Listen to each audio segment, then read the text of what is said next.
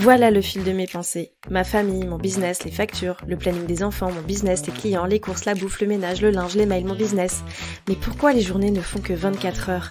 Et moi dans tout ça? Putain, mon cerveau va exploser. Bienvenue sur le podcast de Boss Équilibré, le podcast des entrepreneurs aux mille et une vies. Je suis Marie-Pierre, coach en organisation et entrepreneur depuis presque toujours. Si tu veux développer ton business sans t'épuiser et sans t'oublier, tu es au bon endroit. Je sais que tu n'as jamais le temps, mais dans la voiture, sous la douche, pendant les courses, prends ces quelques minutes pour toi et profite de ce nouvel épisode. Bonne écoute!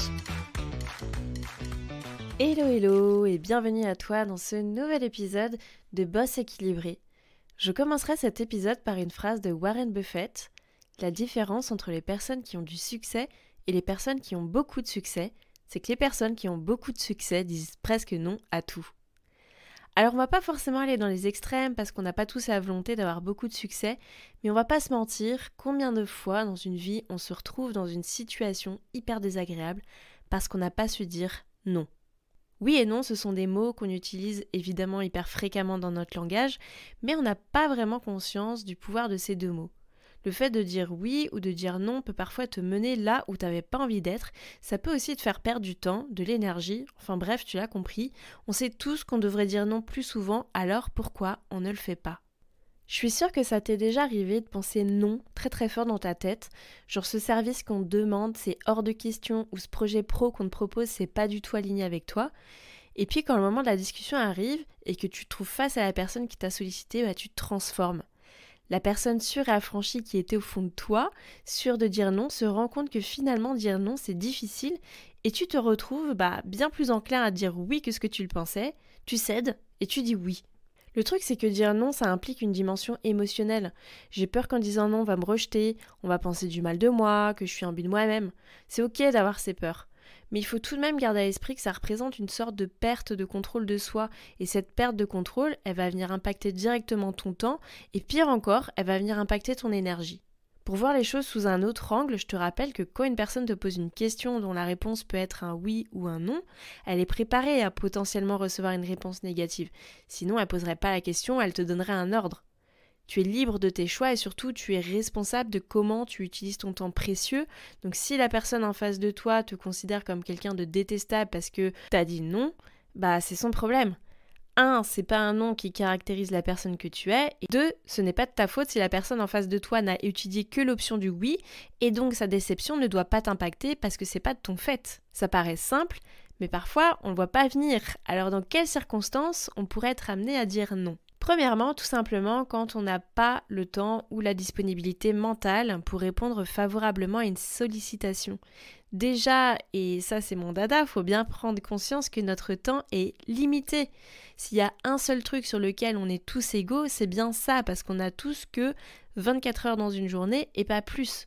Et donc quand je te parle de situation dans laquelle tu n'as pas le temps, c'est aussi bien sur du court terme que sur du long terme. Je m'explique à court terme. Si tu es en train de travailler sur un truc super important et tu reçois un coup de fil de quelqu'un que tu apprécies beaucoup et qui dit Marie-Pierre, s'il te plaît, tu pourrais appeler machin parce que j'arrive pas du tout à le joindre, c'est méga urgent. Là, typiquement, dans cette situation, c'est non. C'est tout simplement quelqu'un qui est en train de partager son urgence pour qu'elle devienne la tienne.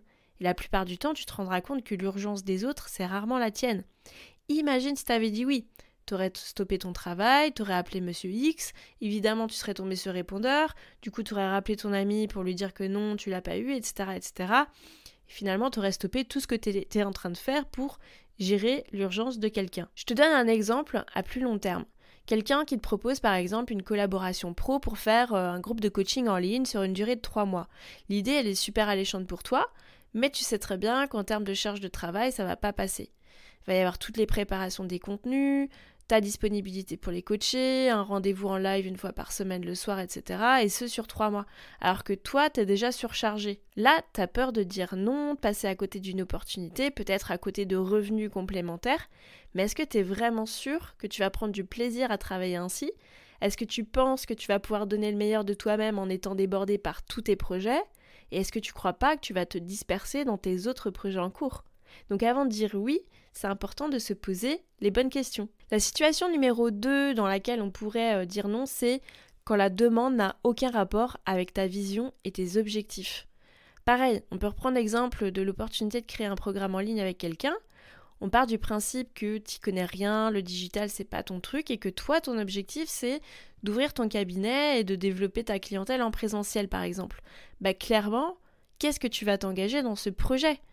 Si la sollicitation qui se présente à toi n'a aucun lien avec ta vision, je t'invite vraiment à te poser la question et à ne pas tomber dans les travers du syndrome de l'objet brillant. Et d'ailleurs, je t'invite à écouter l'épisode 6 du podcast. On parle du syndrome de l'objet brillant. La troisième situation dans laquelle il est fort conseillé de dire non, c'est lorsqu'il y a un malaise, un sentiment négatif que tu n'arrives pas à expliquer.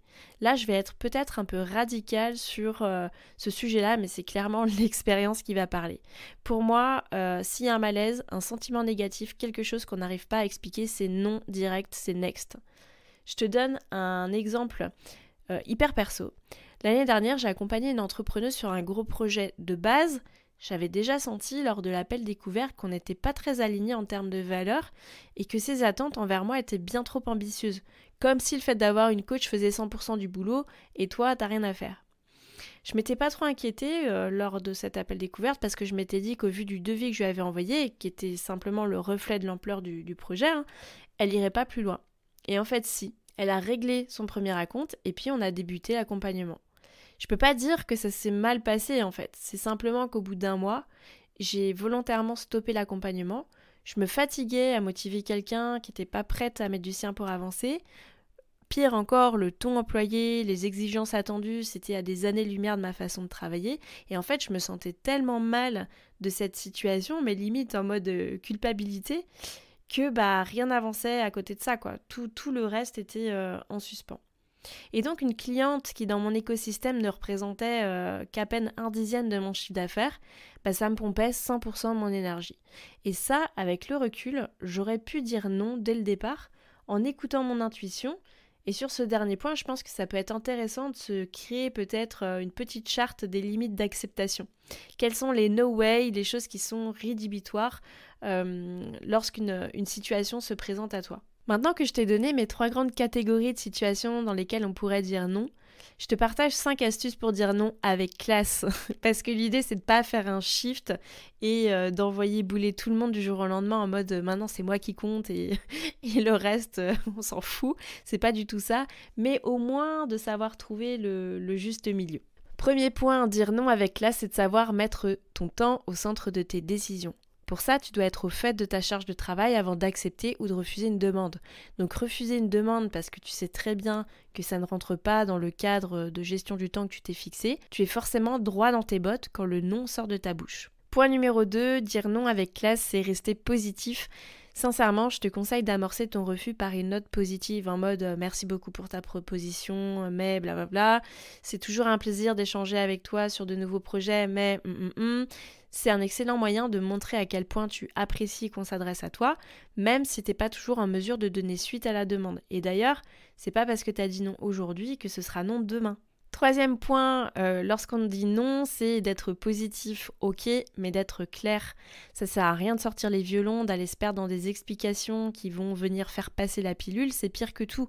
Vaut mieux être clair et direct pour éviter un malentendu et d'éventuelles tensions. Quatrième point, pour être plus à l'aise avec ton non, tu peux expliquer les raisons de ton refus en étant transparent et en faisant comprendre que ça n'a rien de personnel. Et dernier point, tu peux proposer une alternative.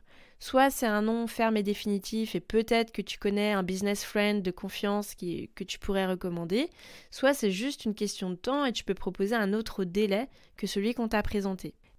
J'espère que tu as compris le pouvoir du non et son importance dans ton système d'organisation et dans le fait de mener à bien tes propres objectifs. On n'est clairement pas dans une méthode d'organisation avec des étapes à suivre et des process bien rodés parce qu'il y a une dimension très très humaine dans tout ce qu'on vient d'aborder. Si tu n'arrives pas encore à intégrer le non dans ton schéma de réponse, profite tout de même de cet épisode pour prendre conscience que tu dois te placer au centre de tes priorités et que tes priorités sont rarement celles des autres. C'est déjà la fin de cet épisode, merci d'avoir écouté jusqu'au bout. Si ce podcast t'a plu, je t'invite à lui mettre une note et un commentaire sur la plateforme d'écoute que tu utilises. De 1, ça permettra de le faire connaître et de 2, ça me fera un immense plaisir de te lire. En tout cas, un grand merci de ton temps et de ta contribution, c'est grâce à toi que je peux continuer à faire vivre ce podcast. Je te dis à la semaine prochaine pour un nouvel épisode de Boss équilibré.